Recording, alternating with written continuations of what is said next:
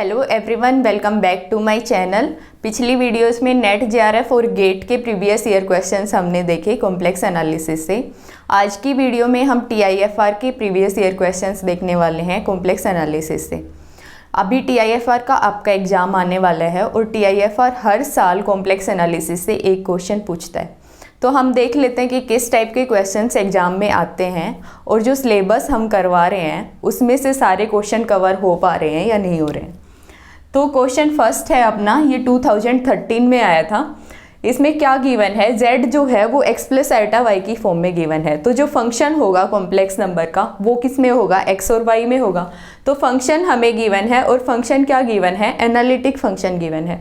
तो हमें a की वैल्यू फाइंड आउट करनी है और a क्या है, एक रियल पैरामीटर है। ठीक है, तो फंक्शन क्योंकि एनालिटिक फंक्शन गिवन है, अगर f ऑफ z को हम लिखें या फिर हम f ऑफ x y को हम लिखें तो हम क्या लिखते हैं, u of x y plus iota v of x y. और फंक्शन हमें क्या गिवन है, एनालिटिक फंक्शन गिवन है। तो एनालिटिक फंक्शन के लिए जो रियल और इमेजनरी पार्ट होते हैं वो CR कंडीशंस को सेटिस्फाई करते हैं। और CR कंडीशंस क्या रहती हैं हमारी, del u upon del x is equal to del v upon del y and del u upon del y is equal to minus of del v upon del x. तो ये CR conditions हम satisfy करा के देखते हैं। u पहले हम लिखेंगे, u ऑफ एक्स वाई क्या होगा,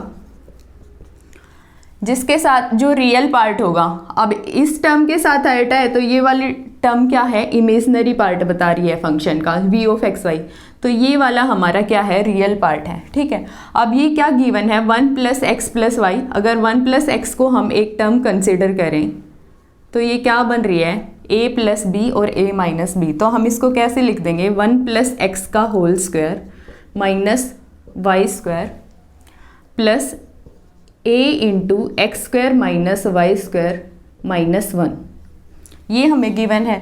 और v ऑफ एक्स वाई क्या हमें गिवन है, 2y into 1 minus x minus a। तो del u upon del x अगर हम निकालें तो उसकी वैल्यू क्या आ जाएगी, x के रेस्पेक्ट में डेरिवेटिव करना है हमें, 2 इंटू 1 प्लस एक्स, एक्स के रेस्पेक्ट में y का डेरिवेटिव क्या हो जाएगा, 0। यहाँ से वैल्यू हमारी क्या आएगी, प्लस 2ax। ठीक है, और इक्वल किसके होना चाहिए, del v upon del y के इक्वल होना चाहिए। तो इसका हम y के रेस्पेक्ट में डेरिवेटिव करें तो वैल्यू हमारी क्या आती है, 2 into 1 minus x minus ax है यहाँ पे, है ना, ax आ जाएगा। y के रेस्पेक्ट में करेंगे तो ये टर्म हमारी आ जाएगी। ठीक है, तो अब यहाँ से अगर हम कंपेयर करें तो a की वैल्यू क्या आ रही है, 2 plus 2x plus 2ax is equal to 2 minus 2x minus 2ax। तो अगर ऑप्शन से हम चेक करें, ऑप्शन से अगर -1 हम a की जगह पे लेके चलते हैं तो -1 अगर हम रखेंगे तो 2x से माइनस 2x होगा, कैंसिल आउट होगा। यहाँ पे क्या बचेगा, 2, और इधर क्या बचेगा, a की जगह पे -1 रखेंगे तो ये क्या हो जाएगा, प्लस 2x, और ये इससे कैंसिल होगा तो यहाँ पे क्या आ रहा है, 2। तो ये सेटिस्फाई कर रहे हैं। तो जो ऑप्शन ए होगा वो अपना करेक्ट आंसर हो जाएगा। नेक्स्ट क्वेश्चन है हमारा कि हमें इस इंटीग्रल की वैल्यू इवेलुएट करनी है और ये क्वेश्चन 2014, 17 और 20 में आया हुआ है। 3 बारी सेम क्वेश्चन टीआईएफआर ने हमसे पूछा है। मैं पहले भी आपको बता चुकी हूँ कि जो कॉन्टूर इंटीग्रेशन वाला टॉपिक है वो आपका मोस्ट इम्पोर्टेंट टॉपिक है और जो मैक्सिमम प्रोबेबिलिटी रहेगी क्वेश्चन बनने की वो उसी टॉपिक से रहेगी। तो इस टाइप का इंटीग्रल सोल्व करना हमने देखा है 10th वीडियो में। तो इस टाइप के इंटीग्रल को सोल्व करने के लिए हम 0 से इन्फिनिटी की लिमिट को कन्वर्ट करते हैं -∞ टू इन्फिनिटी में। तो फंक्शन को अगर हम देखें तो इवन फंक्शन हमें गिवन है और इवन फंक्शन के केस में 1/2 से डिवाइड करके 0 टू इन्फिनिटी वाले लिमिट को हम -∞ टू इन्फिनिटी में कन्वर्ट कर सकते हैं। तो हम क्या लिखेंगे, dx अपॉन 4 प्लस एक्स की पावर 4। उसके बाद नेक्स्ट स्टेप हमारा क्या था कि -∞ टू +∞ की लिमिट को कंसिडर करते हुए एक अपर हाफ सर्कल हम ड्रॉ करते हैं r is equal to infinity radius का अपर हाफ प्लेन में। ठीक है, तो वहाँ से जो सर्कल जो हाफ सर्कल हमारा ड्रॉ हो रहा है, क्लोज्ड कर्व जो हमारा ड्रॉ हो रहा है उसकी डायरेक्शन क्या आ रही है, एंटी क्लॉकवाइज, क्योंकि हम कहाँ से कंसिडर कर रहे हैं, माइनस इन्फिनिटी टू इन्फिनिटी की डायरेक्शन में जा रहे हैं। तो एंटी क्लॉकवाइज डायरेक्शन हमारी आ रही है और कर्व हमारा क्या हो गया, क्लोज्ड कर्व हो गया। तो इस इंटीग्रल को हम कैसे लिख सकते हैं, 1/2 closed curve integral along anti clockwise direction dz/4 + z⁴ ऐसे लिख सकते हैं। और क्लोज्ड कर्व इंटीग्रल को सोल्व करना हमने देखा है यूजिंग कोसी रेसिड्यू थ्योरम। तो सबसे पहले हम क्या करते हैं, सिंगुलर पॉइंट फाइंड आउट करते हैं, फिर ये चेक करते हैं कि कौन से इनसाइड द कर्व लाई करते हैं। तो जो इनसाइड द कर्व लाई करेंगे उनके लिए क्या हो जाएगा, +2πi into sum of residue, और जो रियल एक्सिस पे लाई करेंगे उनके लिए क्या हो जाएगा, πi into sum of residue. ठीक है, तो यहाँ से f(z) हमारा क्या आ रहा है, 1/4 + z⁴। तो कंडीशन ऑफ सिंगुलरिटी क्या कहती है, सिंगुलर पॉइंट फाइंड आउट करने के लिए कि डिनोमिनेटर वाली टर्म को हम 0 के इक्वल रखते हैं। तो वहाँ से क्या वैल्यू हमें मिल रही है, z⁴ + 4 = 0, z⁴ -4 और -1 को हम क्या लिख सकते हैं, e⁻ 2n + 1 इंटू में पाई, ऐसे लिख सकते हैं। अब वैल्यू हमें किसकी निकालनी है, z की। तो z की वैल्यू क्या आ जाएगी, 4 की पावर 1/4 क्या होगा, √2 e⁻ 2n + 1 इंटू में पाई डिवाइडेड बाई 4। ठीक है, तो यहाँ से z की पावर 4 में वैल्यू इक्वेशन हमें गिवन है, तो हमें z की 4 वैल्यूज़ मिलेंगी। तो n की जो पॉसिबल वैल्यूज़ होंगी वो क्या होंगी, 0, 1, 2, 3, ये वैल्यूज़ हमारी n की होंगी। तो z की यहाँ से कौन सी वैल्यूज आती हैं, √2 e⁻, अगर n की जगह पे 0 हम रखते हैं तो क्या आता है, π/4, अगर 1 हम रखते हैं तो क्या आता है, √e⁻, 3π/4, 2 रखेंगे तो क्या आएगा, √2 e⁻, 5π/4 एंड √2 e⁻, 7π/4। तो ये सिंगुलर पॉइंट्स हमें मिल रहे हैं और फंक्शन क्या है हमारा, एल्जेब्रिक फंक्शन है z में। तो जो सिंगुलर पॉइंट्स हैं हमारे वो क्या हैं, पोल हैं, और वो इस फैक्टर की वजह से ही क्योंकि हमें मिल रहे हैं, तो इसकी पावर कितनी है, 1। तो ये सारे क्या हैं, सिंपल पोल हैं। तो सिंपल पोल के लिए रेसिड्यू हम फाइंड आउट करेंगे, लेकिन उससे पहले हम ये चेक करेंगे कि कौन से singular point inside the curve lie करते हैं। तो e⁻ π/4 को देखो, तो π/4 एंगल हमारा क्या है, फर्स्ट क्वाड्रेंट में लाई कर रहे हैं। तो यहाँ पे ये जो पॉइंट है हमारा वो इनसाइड द कर्व लाई करेगा। 3π/4 भी क्या करेगा, सेकेंड क्वाड्रेंट में लाई करेगा, तो वो अपर हाफ सर्कल में आएगा। और जो 5π/4 और 7π/4 हैं वो थर्ड और फोर्थ क्वाड्रेंट में लाई करते हैं, तो वो आउटसाइड द कर्व होंगी। तो इन पॉइंट्स के लिए रेसिड्यू हम फाइंड आउट नहीं करेंगे क्योंकि ये इंटीग्रल में कंट्रीब्यूट ही नहीं करेंगे। तो जो पॉइंट है हमारे जिनके लिए हम रेसिड्यू फाइंड आउट करेंगे वो क्या है, residue function at z √2 e⁻ π/4। इसके लिए हम रेसिड्यू फाइंड आउट कर रहे हैं। और क्योंकि सारे के सारे हमारे सिंपल पोल हैं, तो सिंपल पोल के लिए 2 मेथड हमने देखे हैं। सेकेंड मेथड हम यूज करेंगे क्योंकि फंक्शन हमें फैक्टराइज्ड फॉर्म में गिवन नहीं है। तो क्या होता है सेकेंड मेथड, जो न्यूमरेटर होता है वो एज इट इज़ और डिनोमिनेटर का क्या हम करते हैं, डेरिवेटिव। तो क्या आ जाएगा 4z³ और वैल्यू हम पुट करते हैं z की √2 e⁻ π/4। ठीक है, तो यहाँ से वैल्यू हमें क्या मिलेगी, 1/4, z की जगह पे वैल्यू हम रखेंगे तो √2 का क्यूब क्या होगा, 2 इंटू √2, और e⁻ π/4 वाली टर्म को अगर ऊपर हम लेके जाएं तो क्या वैल्यू हमें मिलती है, -i 3π/4।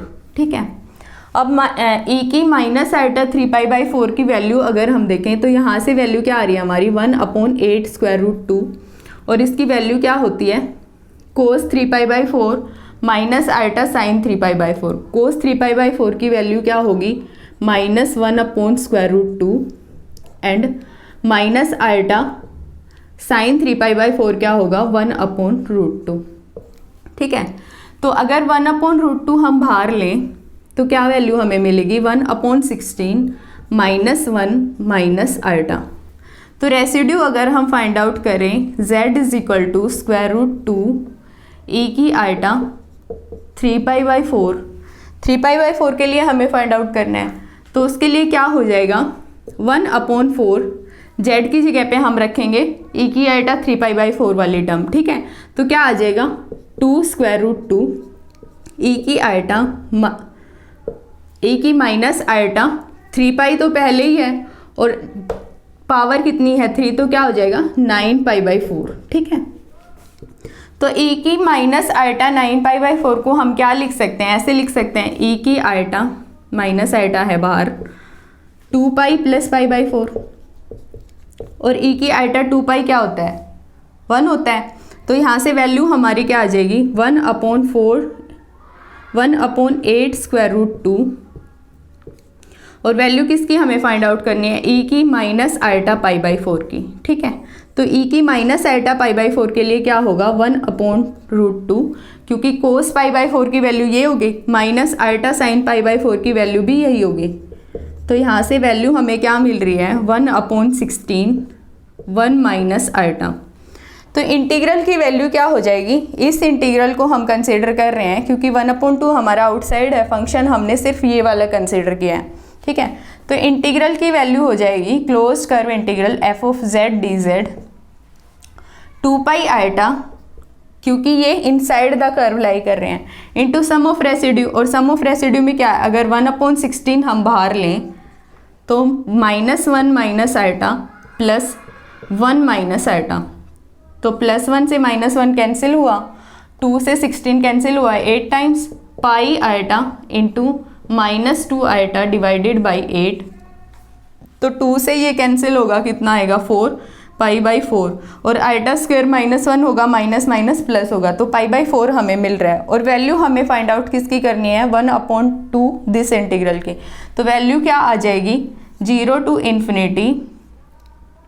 dx/4 + x⁴ is equal to π/8। तो जो डी ऑप्शन होगा हमारा वो करेक्ट ऑप्शन हो जाएगा। क्वेश्चन नंबर 3 जो है हमारा वो TIFR 2015 में आया था और ये हम ऑलरेडी सोल्व कर चुके हैं। इसके लिए आप वीडियो नंबर 9 में इसको देख सकते हो, 0 से 2π का जहाँ पे हमने इंटीग्रल सोल्व कर रखा है। तो ए ऑप्शन जो होगा वो इसका करेक्ट ऑप्शन होगा, ठीक है। क्वेश्चन 4 है हमारा कि हमें इस इंटीग्रल की वैल्यू इवेलुएट करनी है जहाँ पे जो कर्व C है वो क्या है एक सर्कल है जिसका सेंटर क्या है z = 0, सेंटर z = 0 है और रेडियस क्या है 1 यूनिट। तो ऐसा एक सर्कल है, डायरेक्शन हमें गिवन नहीं है तो हम क्या लेके चलते हैं एंटी क्लॉकवाइज डायरेक्शन लेके चलते हैं।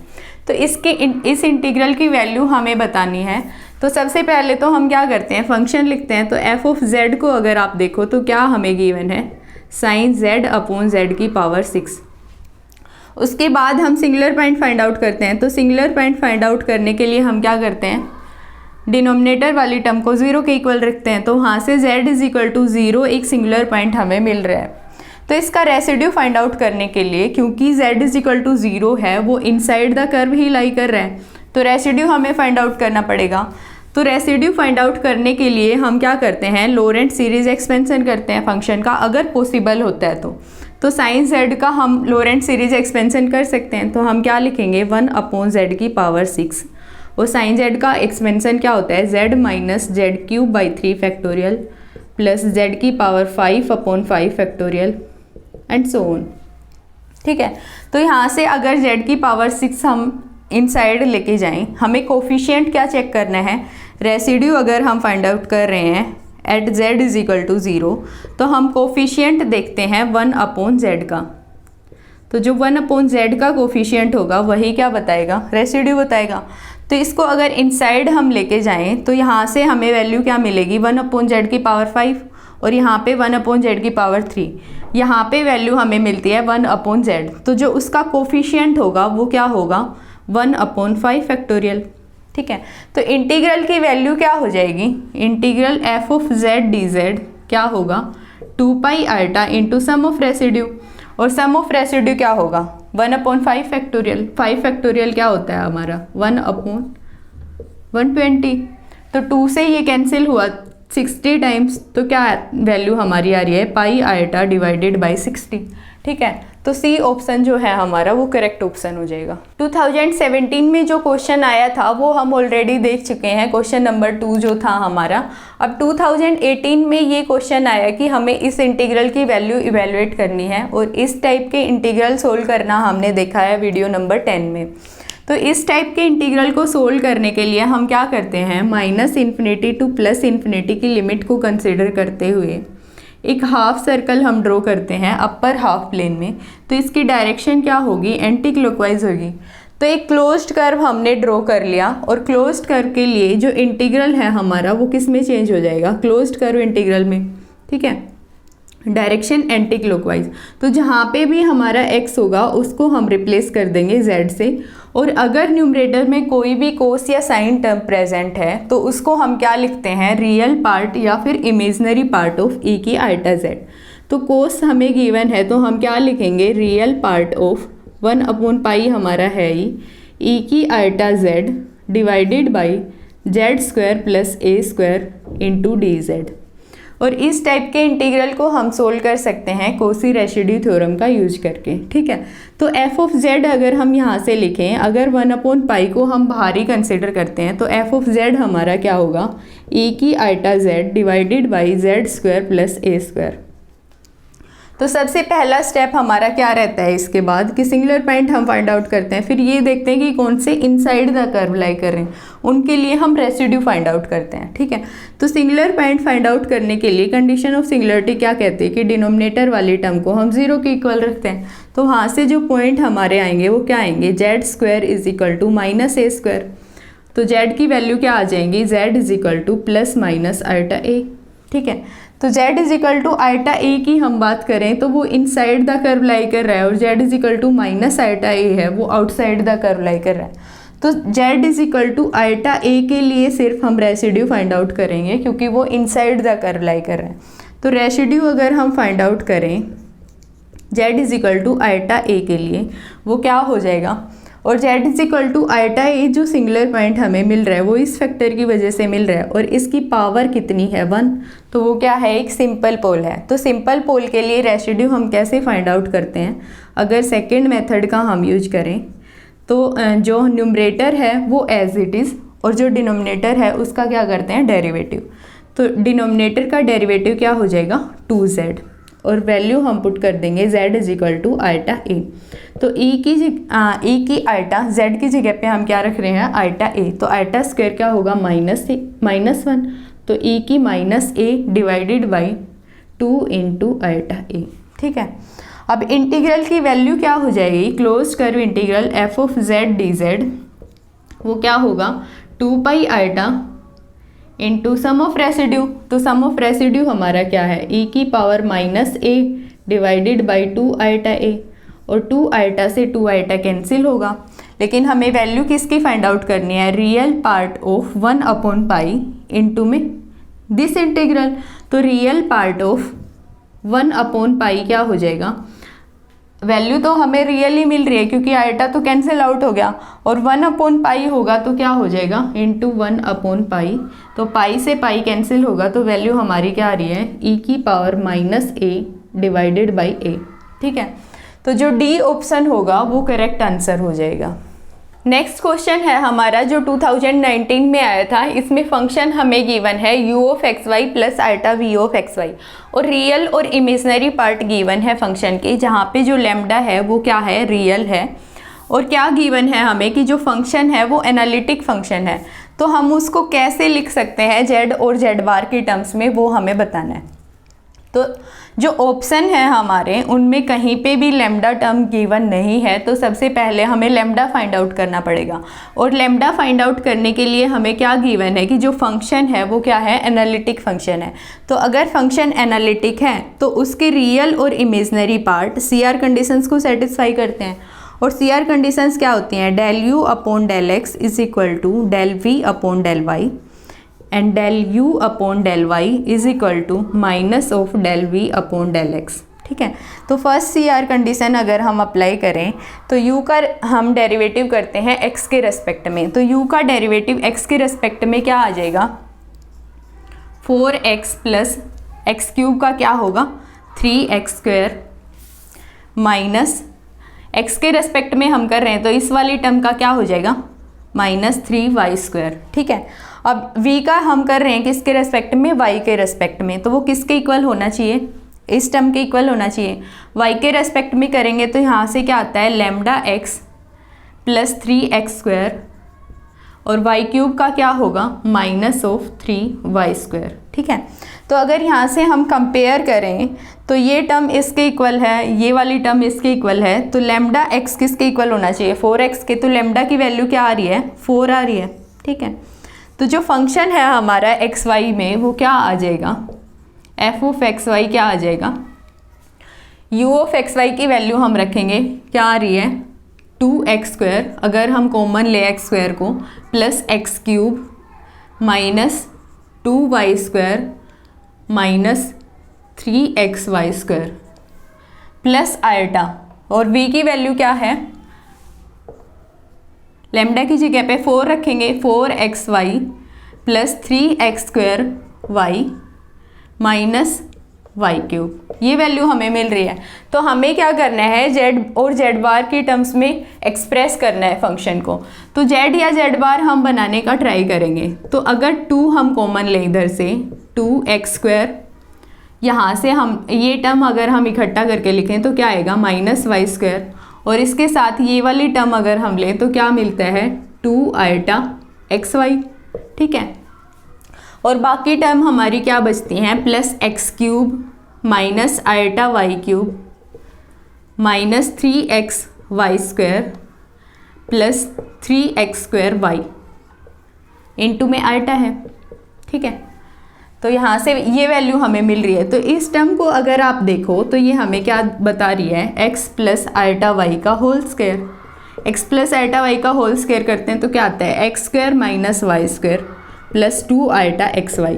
ठीक है, तो वैल्यू हमारी क्या आ जाएगी 2 इंटू में z²। और इस वाली टर्म को अगर आप देखो तो ये क्यूब क्योंकि हमें गिवन है तो या तो क्या होगा x प्लस i⁻y का क्यूब होगा या फिर x माइनस i⁻y का क्यूब होगा। तो अगर x प्लस i⁻y का क्यूब हम देखें तो क्या वैल्यू हमें मिलेगी x³ प्लस i⁻y का क्यूब क्या हो जाएगा minus i⁻y³ plus 3x i⁻y into x plus i⁻y होगा। तो यहाँ से वैल्यू क्या आएगी x³ minus i⁻y³ plus 3x² i⁻y plus iota क्या होगा i² -1 होगा माइनस 3xy², ये वैल्यू आ रही है। तो ये जो टर्म है वो इसी के इक्वल है, तो यहाँ से वैल्यू क्या आएगी प्लस z³ आएगी। तो अगर z² आप कॉमन लो दोनों में से तो z² क्या वैल्यू हमें मिलती है 2 + z। ठीक है, यहाँ से आप ऑप्शन देख लो कि कौन सा ऑप्शन हमारा मैच हो रहा है, उसी के अकॉर्डिंग अगर z² हम कॉमन लेंगे तो 2 + z आ जाएगा, तो सी ऑप्शन हमारा करेक्ट ऑप्शन हो जाएगा। 2020 में जो क्वेश्चन पूछा गया है वो हम ऑलरेडी कर चुके हैं, हमने बताया कि वो सिम क्वेश्चन 3 बार आया हुआ है। तो ये आपके TIFR के प्रीवियस ईयर क्वेश्चन थे कॉम्प्लेक्स एनालिसिस के। तो आज की वीडियो यहीं पे ख़त्म होती है, मिलते हैं नेक्स्ट वीडियो में।